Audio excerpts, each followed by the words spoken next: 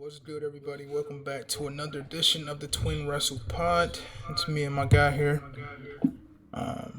We are going to be reviewing AEW Full Gear 2023. We're going to try to make this review kind of brief. Only thing to talk about when it came to the 0 Hour show is that we knew that Samoa Joe now has an AEW Championship match in the future because he teamed up with MJF and they beat the Guns to retain the Ring of Honor Tag Team Championships. You knew once Samoa Joe was announced as the partner on Collision last Friday that this was the outcome that was going to happen, and based on that outcome, you knew what was going to happen in the main event of the show was a no-brainer because it wouldn't make sense if this story with MJF taking on Samoa Joe for the championship. So you knew Jay White was going to lose there. Spoiler alert, no, non-spoiler alert, he was going to lose. But in terms of our predictions video, the last one we just dropped, my brother knocked it out of the park. I just wanted to be different because I think the show was kind of predictable. But sounds like excuses. Huh? Sounds like excuses. I mean, nah, I ain't discredited. I ain't discrediting nothing you did. I mean, you know I agree with you on most. When they lose, but as soon as they win, they start shouting out their wins on the internet. But it's okay. Who, me? It's okay. I mean, I don't care either way. I mean, it is what it is. You should. But yeah, you killed it for the most part. Yeah. Just brotherly competition. Huh? Just brotherly competition. Oh, for sure. Well, AEW Full Gear was it was an outstanding show. It had its faults like mostly all AEW pay-per-views have. Wrestling pay-per-views in general. I just don't want to single AEW up. But we had an 8-match card, right? And 3 on a 0 Hour show. Kicked off the show with the 6-man tag team match with Christian Cage, Nick Wayne, Luchasaurus taking on Darby Allin, Adam Copeland, and the Icon Sting. This was to me one of the top 3 matches on the show, in my opinion. Everybody worked in the match extremely well. They did their best to keep Christian and Edge, or Christian and Adam's interactions limited, which was a good thing, so we can get their first interaction in a match with each other down the line. You know, we can get it sparked up pretty much. Not really. A couple cool spots to me was when Christian was knocked off the apron later in the match by Darby. He used that to take advantage. He used that to go after Adam and take him off the apron as Darby was trying to go tagging, and then he threw Adam into like the barricade or something like that. So that was that was a cool match, like a cool bump, a cool spot to me.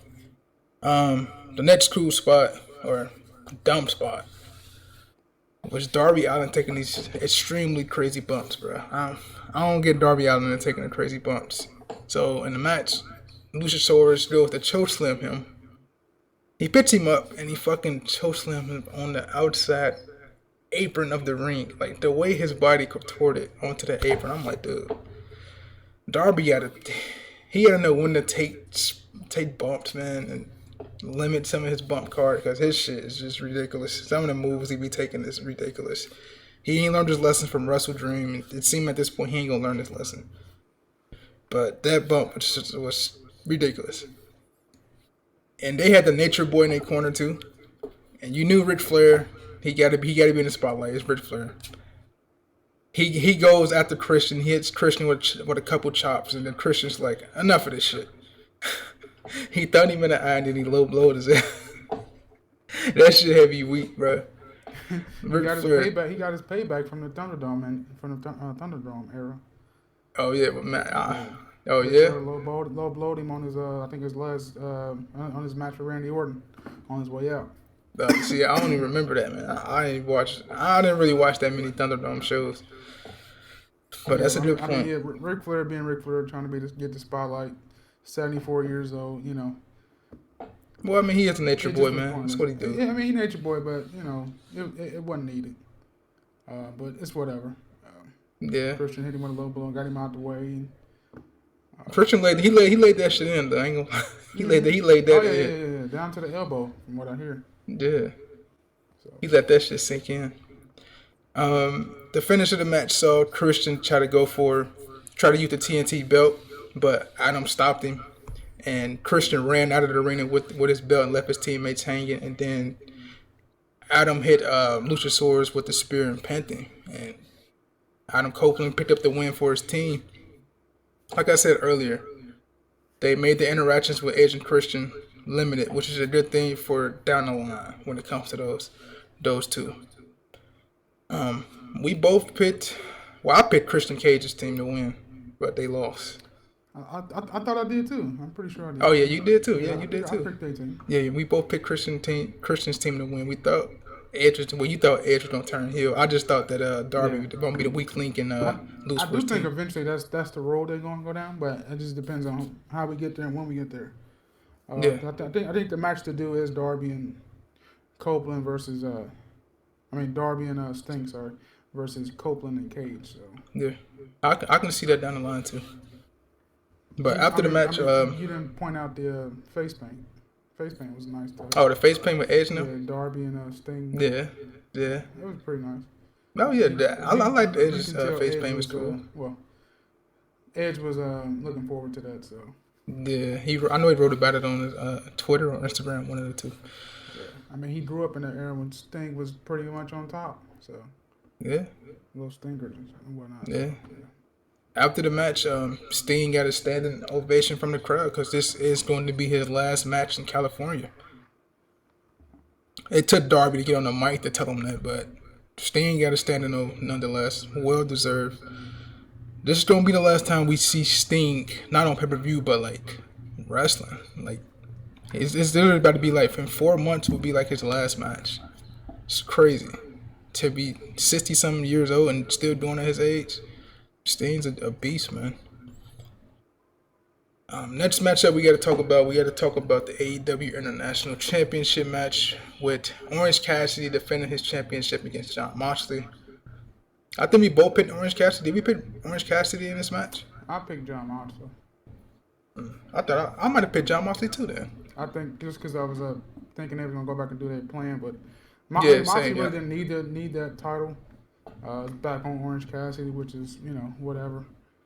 I don't think neither one of them need it anymore, but back on Orange Cassidy it is. And I mean they had a pretty good decent match. It wasn't better than I think the all out or all in match. Yeah.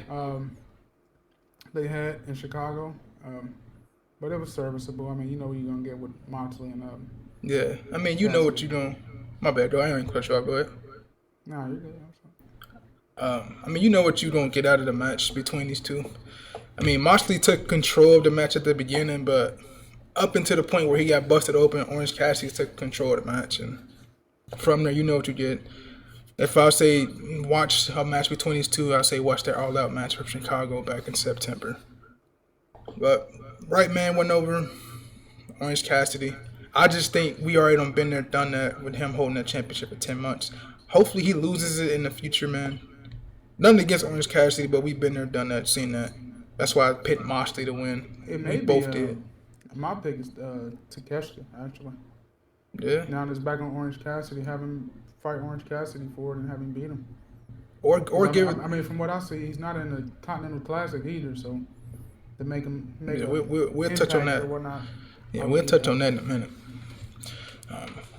If not Takeshita, give it to someone like Lance Archer. Somebody, something that title can boost somebody, or they can, you know what I mean. I know Lance Archer, he float from like indies and he be in New Japan, so that's what that title was intended for. So let somebody like him run with that title. If not Takeshita, Lance Archer. I don't know about that. Well, I mean, we'll see, man. It's subjective. Two matches on here that we're gonna talk about are the ladder match, the tag team ladder match. I feel like it shouldn't have been on the show, like I told you from the predictions. It was a good match. You know what you're gonna get out of the AEW Tag Team Championship or any AEW ladder match. Lots of bumps, lots of high flying spots from all four teams in the match. But the right people went over. Big Bill and Ricky Starks retained the championship as they should, because they just won them not long ago. And hopefully we get to see what these two can be as a tag team. I don't think it's gonna last that long, but it's just something for them to do. The right team went over though. Next match we got Carl Sheeta and Tony Storm for the AEW Women's Championship. I picked the Carl Sheeta. You picked Tony Storm. You were right in this occasion. You said you picked her because of what now? She's the best thing going in the women's division currently. I agree. I mean, she should have been the first three-time women's champion, but they gave it to Carl Sheeta. I mean, Sheeta's good too, but the character work that Tony Storm's been doing is pretty much been keeping the women's division afloat. Because I mean, think about it. Britt Baker's been gone for a couple months now. Jamie Hayter's been out. Who knows what Saraya and Ruby Soho have been doing? Yeah, you know, I mean, there's no other names. So I mean, the best thing to do is just put the title on the best women's wrestler you have on the roster right now, and that's Tony Storm. Character working inside the ring. Yeah, I mean, it's no better. I agree. I agree with you on all that. I can see a rematch or something just because of what the way the finish went down. But yeah, I don't see nobody beating Tony Storm for that title. Maybe Jamie Hayter when she comes back for all out, or I mean all in. We'll see. But as of right now, Tony Storm's the best option. Yeah, for sure. I agree. I just went with Carl Sheeta because she just got the belt. So yeah, I mean, yeah. Sorry. I mean, Saraya, you know, she had a token run too. I think hers was like a month as well. So I mean, it is what it is. I mean, Tony Khan just need to book the women a little bit better. That just seems to be his Achilles heel as far as a booker. Like, you know, we always have this conversation all the time. It's too much of the elite. It's too much of Jon Moxley. It's too much of Chris Jericho in the Blackpool Combat Club. I mean, we're getting something different with Swerve and, you know, Hangman back finally in the, you know, the main picture. But, you know, guys like Wardlow and Will Hobbs and Ricky Starks, even Samoa Joe to a degree, not even getting, you know what I mean, TV time or air time. It's the same people at the top. So Tony Khan needs to, going into 2024, he needs to divert, you know, a little bit more diversity in his top talent. Because he just keeps signing everybody. We'll talk about the signing when he get later on in the card. I'm excited for it, but let's be realistic. Well, since you're talking about that, let's just go ahead and usher into it. I'm just going into my point. I mean, I ain't gonna expand too much on it, but I'm just trying to get my point across. Go ahead. I'm just hopefully he just need to get better going into the new year, but we'll see. I mean, I think he's just too focused on trying to compete with WWE and putting on the, you know, what they call it, dream matches to a degree. He just needs to get better at booking shows and different stories. I mean, we have a story with the world champion, but that's probably it, I want to say. I mean, just like you said, the tag team title match, I don't even know the story going into that. I can see FTR versus Big Bill and Ricky Stark because they won the titles, but other than that, couldn't tell you. All right, well, since you touched on it, we're going to just bring it up. So, before pay-per-view, I think last Wednesday, Tony Khan sent like a tweet out that he'll be debuting a new person that's signed with AEW that the fans would be happy with. And it turned out to be Will Ospreay, which is a fantastic pickup for AEW whenever you can sign the best wrestler in the world today, which is Will Ospreay. To your point, to being with everybody, just the same people being shown over and over. We've been saying that, preaching it for like the last year or so now. He get all this talent, and only certain people are getting viewed. I don't think that would be the case with Will Ospreay. That's a big omission. Like, you ain't gonna be able to have a show without Will Ospreay on it. He don't have to necessarily wrestle every show. His presence will be felt. So I don't think it affects someone like Will Ospreay, obviously. But I just think it get. I think it get to a point where, like, okay, you can sign all this top talent, right? You know, the Kota Ibushi's, the Will Ospreay, Jay White. We got Mariah May just signed. You know, and so on and so on. Edge just signed. But, like, there's like nothing for most of these guys to do. Like you know what I mean? Like Tony Khan's not putting them in a position to succeed. You know what I'm saying? Obviously, everybody can't win the world title. I understand that, but you know, Orange Cassidy having the international title again. Who knows how long he's gonna run that? Orange Cassidy been wrestling on television for like the last year straight. Like I don't remember him not having a match on either one of the three shows during the whole span of almost a year. You know what I mean? Like okay, I like Orange Cassidy, but can we dive get deeper into different people? Malachi Black, he just went from having a one-on-one singles program with Cody Rhodes debuting and then beating up the Nightmare Factory to straight to the House of Black and straight tag team. Why can't he was on a tag team match today? I mean on the card with Brody King. Why not Buddy Matthews and Brody King be a tag team and Malachi Black go out there the top title? You know what I'm saying? Or like Keith Lee or I'm just scared that Will Ospreay gonna get lost in the shuffle. Kind of like I feel like Jay White is. Jay White's right now he's competing for the world title, but once that's over with, then what? Everybody can't be world champion, you know what I mean? But you just can't stockpile a lot of talent if you ain't got nothing for them to do. You follow me? That's all I'm saying. Maybe they'll benefit from like a real brand split. Like I don't know, like really make Collision a different brand. You know what I'm saying? Put like kind of what they were doing initially, and have a world title on that brand, and have the roster compete for that title. I don't know. I mean, it just you can't really get too much TV time when you got all the same people appearing on the same show, like Omega and all those guys. Like they're taking up all the TV time and the airtime. So okay, not much for anybody to do. Back to the pay-per-view. So we have the TBS Championship Women's match, the three-way dance with Sky Blue versus Julia Hart versus Chris Statlander.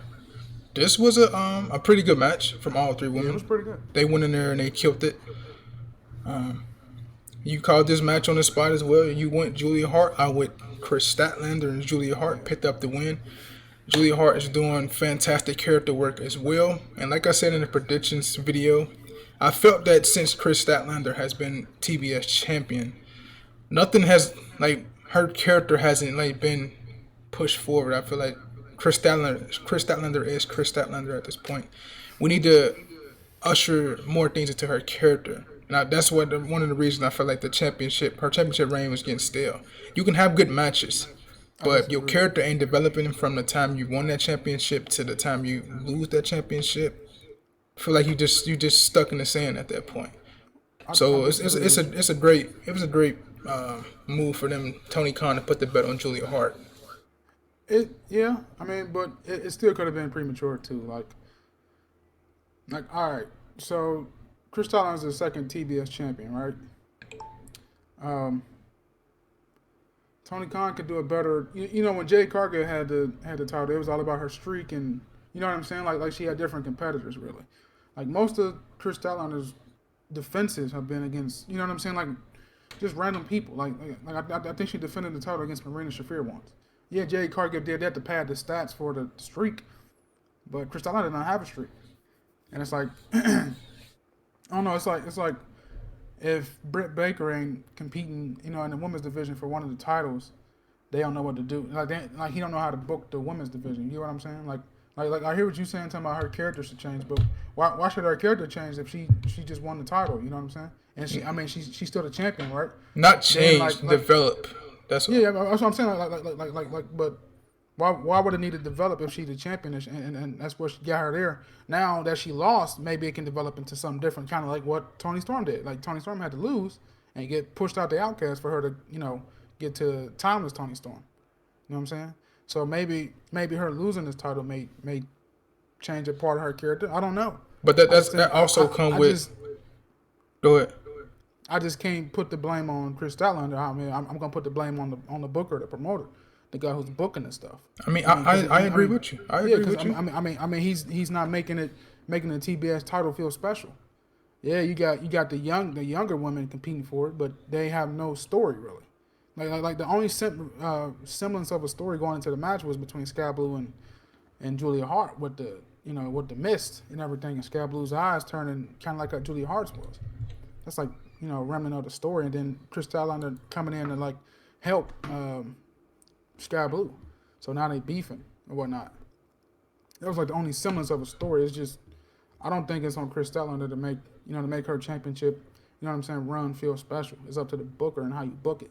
Don't just book it on a random. Don't just have her defend titles on Rampage.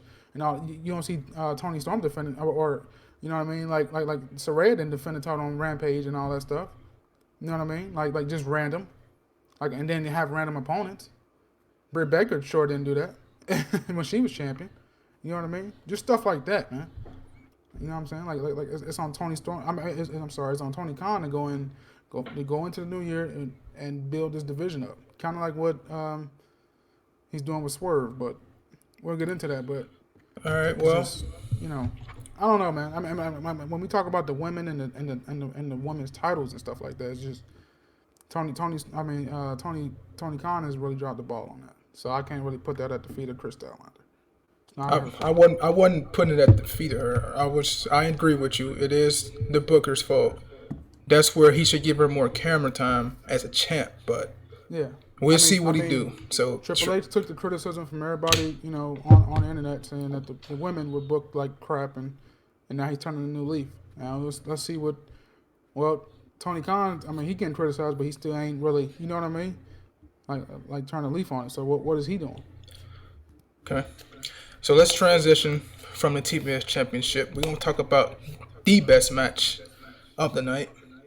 It wasn't the main event, but it was the best match on the pay-per-view. If anything I say, if you want to watch the pay-per-view, and that's another thing. If you don't know how to access these pay-per-views, you got to go to BR Live and pay for it that way. Create you an account and pay for it. Type in AEW and the shit pop up.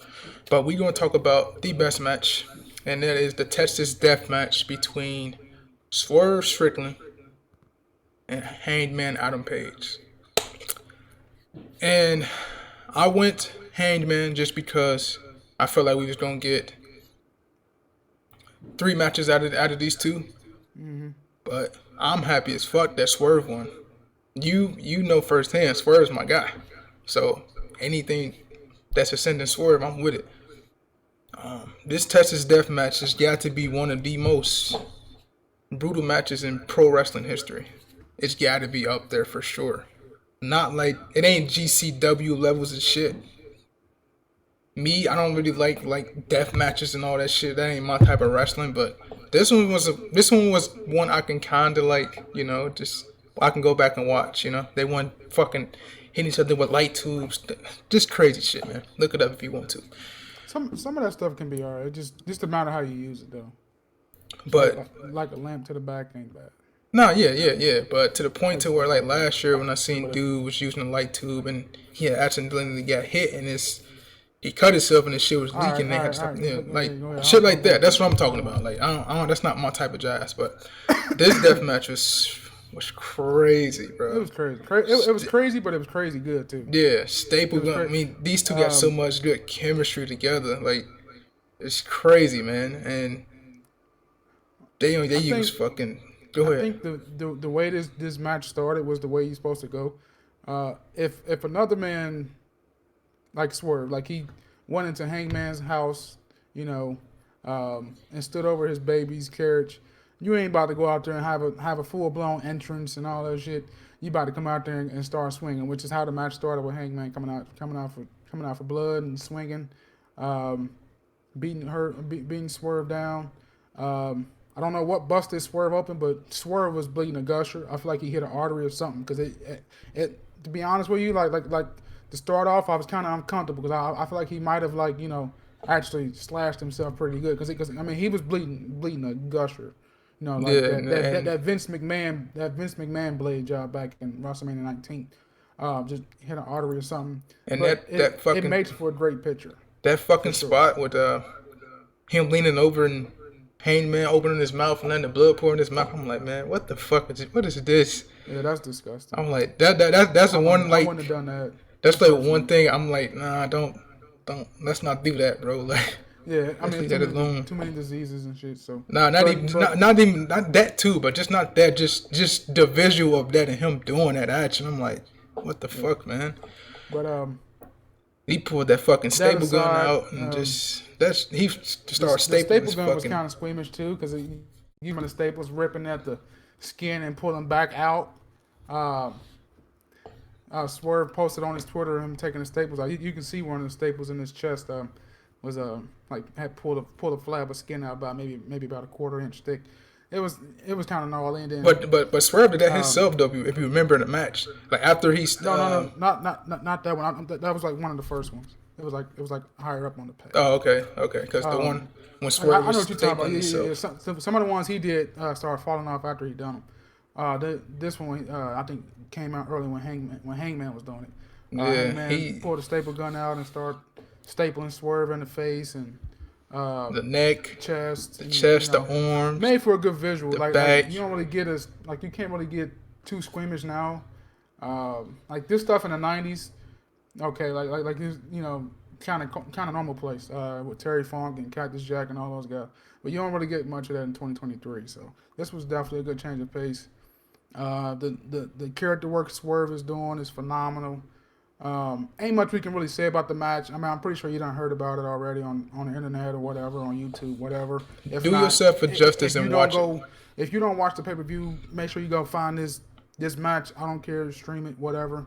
Just find it. That'll probably be the only reason why you would want to watch this match, watch this pay-per-view. I'm just happy that Swerve can put this feud to bed. He don't beat him twice, even though it would help. Think it's over though. But he beat him twice.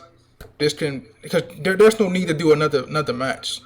Really, there isn't. Yeah. I mean, Swerve can just go on about his Swerve business. didn't beat him clean though, neither time. So No, he did. I mean, I get Hangman putting him over twice, but he didn't beat Hangman fair and square either match. So In the record books, what's it gonna say? no. Answer the question. In the record books, what's it gonna say? Swerve won. Exactly. We moving on.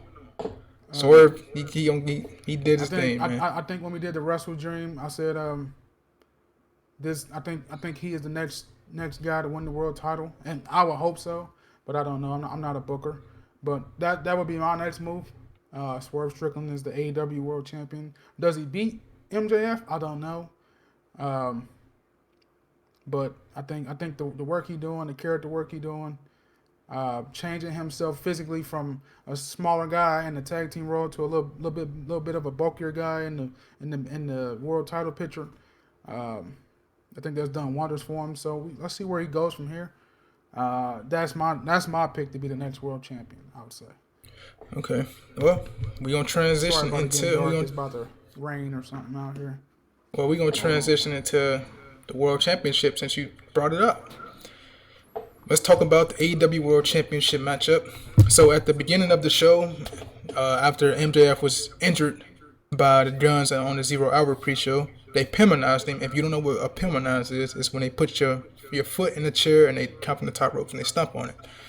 So he told Adam Cole, who was there, who made an appearance there, to don't let them take a championship. So Adam Cole volunteered himself, a man who was on one leg, mind you, broke his ankle not too long ago, probably a month and a half ago. He volunteered himself to face Jay White in the main event. I still think it was a work though, just based on like when he asked Adam Cole to go ahead and Adam Cole said he's gonna step in. I'm like, okay, wait a minute. Like me, I mean, people like, oh yeah, people posted like he just had ankle surgery, this and this. I'm like, I've been thinking it's a work the entire time. I mean, it's just a freak accident. I guess he's legitimately hurt, but wouldn't that be crazy if he did actually compete in the title match and then win it, and then turn his back on MJF and then come out as the devil because now he's the world champion? It would be crazy, but I was thinking it was true. He was gonna compete, but yeah, not. So he volunteered himself to face Jay White in the main event for the championship. But obviously we knew that wasn't going to happen. He didn't take no bumps. He didn't get physical at all. MJF rolled back in the arena in an ambulance and came out hobbling, working the knee. And he proceeded to defend the championship against Jay White, and he ended up beating Jay White. to retain the championship. Now, I've read some reports online that some online shit from like Bleacher Report and other people commenting about the match and how it was a character assassination of Jay White, which I can agree with on some degree. When you watch the match, like Adam Cole didn't interfere not once outside of the Diamond Ring and the championship and the Ring of Honor title interactions and shit. I felt like if MJF is on one leg, Jay White, knowing what I know about Jay White should be able to beat him, right? Because if you watch his work in New Japan, you know how good of a worker he is and his technical prowess and shit like that. So I thought Jay White going into that, after that 0 hour, I thought for sure Jay White would have beat him.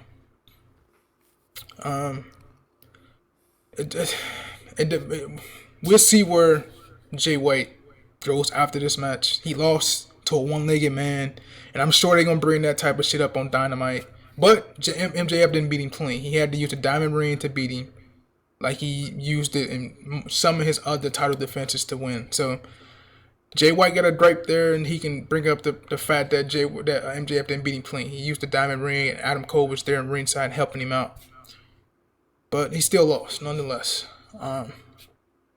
So I can agree that it's a little bit of character assassination when it comes to Jay White. But MJF did win. So we'll see where it goes. We'll do Samoa Joe at the pay-per-view. What is the pay-per-view coming up? World's End, I think. World's End. It's like December. It's sometime in December. December 30th. So will he defend the championship against Samoa Joe? I don't know. I know he's gonna be where's that? Is that LA? I thought it was Long Island. One of those two. I think it's in Long Island though. So I think he's gonna be on the card for sure. Yeah, he will be. So AEW Full Gear, man. It was a good show.